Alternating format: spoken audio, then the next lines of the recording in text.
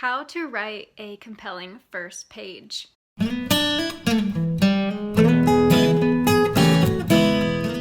So there's a lot of information out there talking about first pages because they're very important when you are querying to agents and submitting to editors. So how do you make it super engaging, super compelling, super unique? I like to do two things: ground the reader and introduce the character.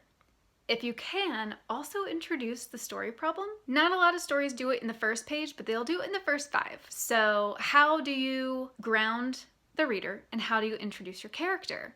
You can do this in a lot of ways, right? You can use setting, you can use voice, you can use conflict, you can start with action, you can start with dialogue.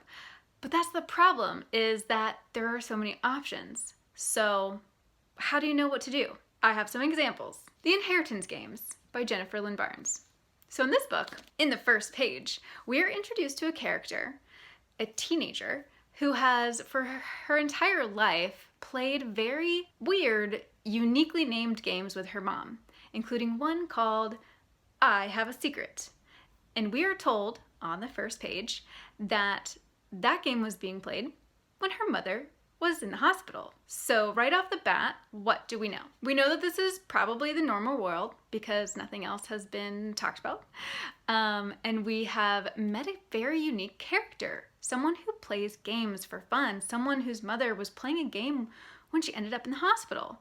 So from that and from the title, we can probably assume that, or learn that this book is about games and this character is very good at them, so she's going to have to use that skill to get out of whatever the story problem is. Let's look at another example. All of Us Villains by Amanda Foody and Christine Lynn Herman. This one is unique because on the first page, we're introduced to a family of villains, a whole bloodline, and it's the village that surrounds this family's estate that calls them villains and thinks of them in terms of fairy tales.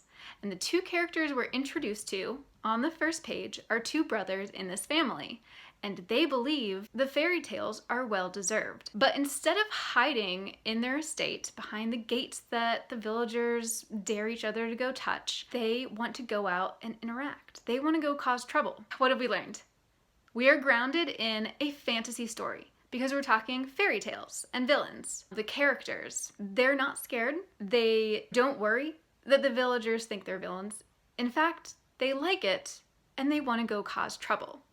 So again, it doesn't tell us the story problem, but it hints at what the characters are going to have to do to either overcome the problem or be the problem itself. So these are just two examples of how you can make your first pages engaging. Introduce your character. What is unique about them? What is their weakness? What is their strength? What is something weird about them, you know? So lots of different ways to engage someone in your first page, but remember to ground your reader and to introduce your character.